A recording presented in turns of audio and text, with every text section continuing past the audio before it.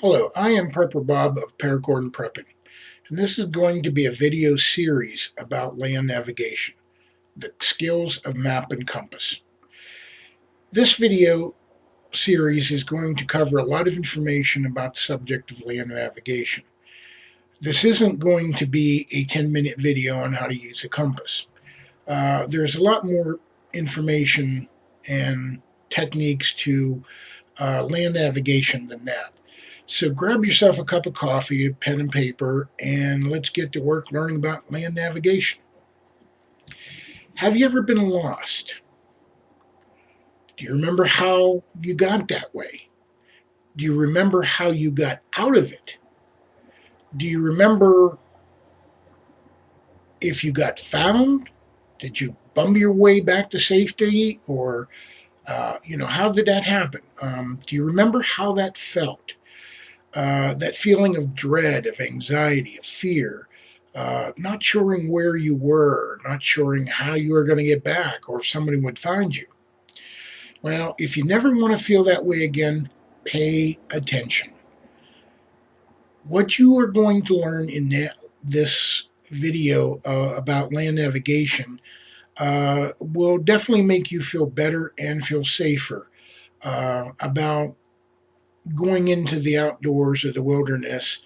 And what you learn about land navigation from this video series may just save your life. I have been teaching land navigation to military recruits and OCS candidates for years as a Army National Guardsman, to Boy Scouts and leaders, and as both a Scout and a Boy Scout leader, and as a merit badge counselor. I've also taught individuals about land navigation over, probably 17 years now.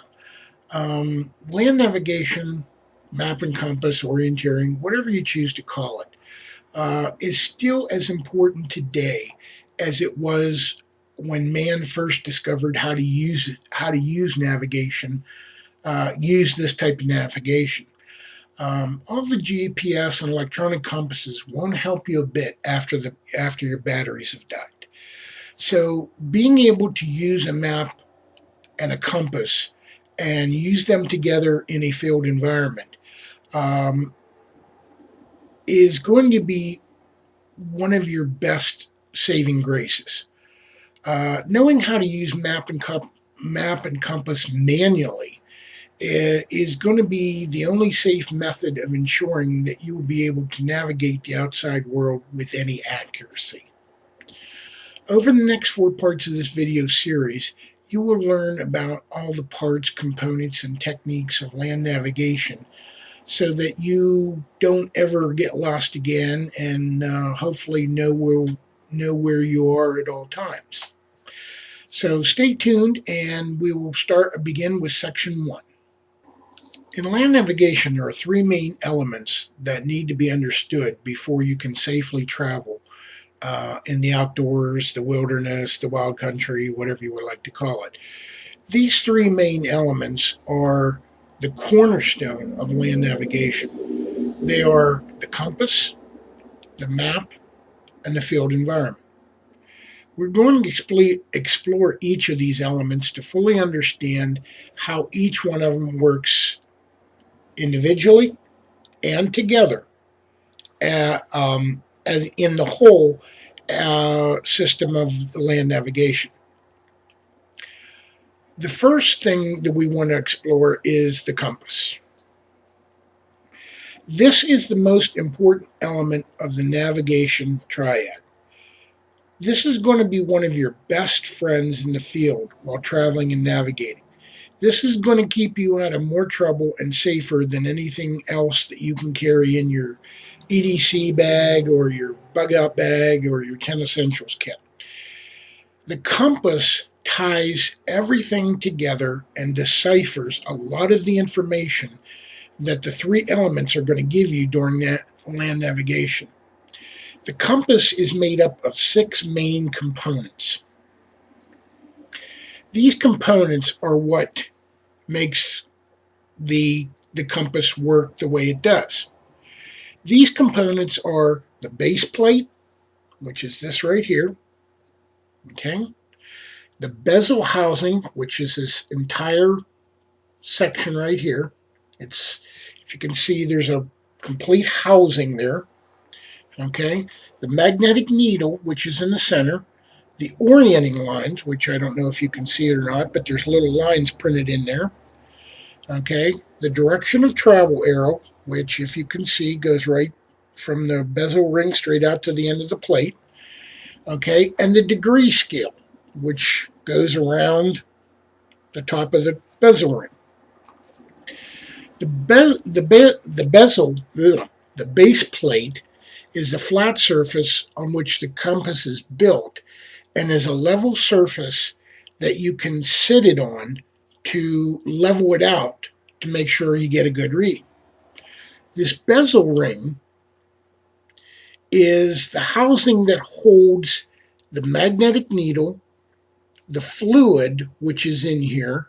It's called the dampening fluid, and it keeps it from continuing to spin, to make it settle down faster. It houses the degree scale, and it also, where the orienting lines are, or the meridian lines, are etched inside. The magnetic needle is the long pointer in the center of the scale, which indicates north. This needle is portioned in half, usually in a color of red and white. Okay, red is the indicator of north. White, on this particular model, is the indicator of south. You'll see some of them, they'll be red and black or red and green, but generally red is always the north color. Orienting lines, which are in the center, I don't know if you can see them here, but they're orienting lines. It helps you to line up the needle to orient to north so that you can take an accurate reading. The direction of travel arrow is the indicator that you point at a target, and by that orient your meridian lines with your magnetic needle and get an accurate reading. The degree scale, which is the scale printed on the bezel ring itself, ranges from 0 to 360 degrees. Okay, a full circle is 360 degrees, and that's how you get 360 degrees on a compass. On a compass, you may find a lot of other components. Like this particular model has a magnifying glass. It has two scales, one in each side. It has a inch scale on the top. This particular model has a 1 to 64,000 or 62,500 scale in inches at that scale. And then on the other side, it has an inch scale based on 1 to 24,000. And they're on there to help sell the model, also to help give you more information, more abilities to be able to read with a compass. Now, the steps for reading a bearing or taking a bearing are not very difficult. Basically, you have to have a target, okay, something you want to shoot at, or something you want to shoot a bearing at, as they call it. You want to point that in the direction that you're going to travel, or the object in which you are going to take a bearing on.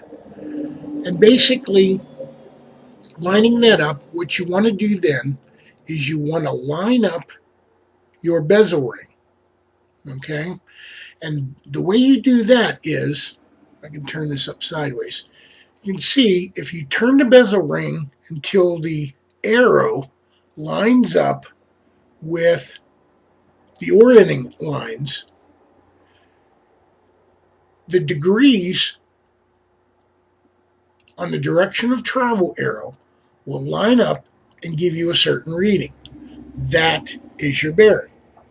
When all of this is aligned, your magnetic needle is lined up with your orienting lines. That tells you that the compass is oriented with north, and the degree in your direction of travel is the bearing or the number that you want to go in the direction of to your destination or target or whatever it is. Okay? And it's pretty much that simple. Basically, point it, line up your arrows, okay?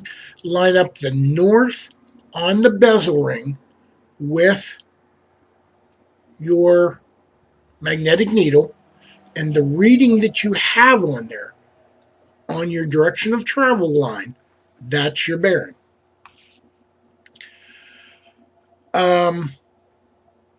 Compass works on magnetism. Magnetism is from the magnetic substances in the earth. This magnetism remains relatively constant, allowing us to use magnetism as a method of navigating the earth.